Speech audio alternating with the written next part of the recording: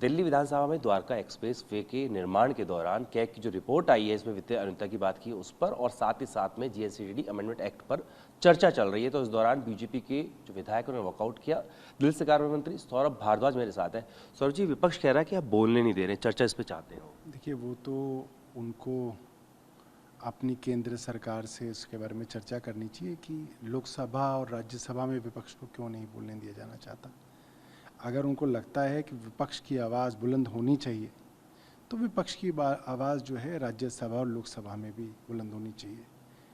राज्यसभा और लोकसभा के अंदर तो आम आदमी पार्टी और अन्य विपक्षी दलों को जो मेंबर्स हैं, उनके लीडर्स हैं, सबको सस्पेंड कर दिया गया।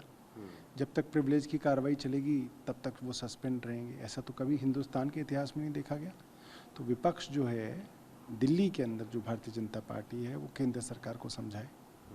ये भी कह रहे हैं कि चर्चा के दौरान जो सभापति हैं, उपसभापति, उनके द्वारा भी कुछ उनको साथ बदतमीजी की गई है, सामान्य आदमी पार्टी का क्या?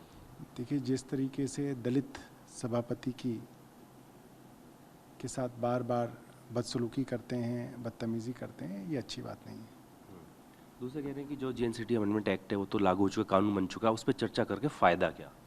दिल्ली के लोगों के साथ जो अन्याय हुआ है और दिल्ली के अंदर उस काले कानून का क्या असर होगा, किस तरीके से अस्पतालों के, बिजली के, पानी के, सीवर के, पेंशन के काम रोके जाएंगे, उसके ऊपर चर्चा होनी बहुत ज़रूरी है। दिल्ली वालों को पता तो चले कि उस कानून का क्या असर दिल्ली के लोगों पे होगा।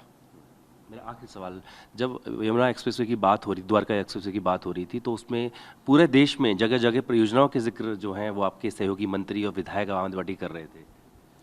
देखिए, कैग की रिपोर्ट तो केंद्र सरकार की एक संस्था है, उसकी रिपोर्ट है, और उसकी रिपोर्ट में आया है कि हज़ारों करोड़ रुपए के घोटाले हुए हैं।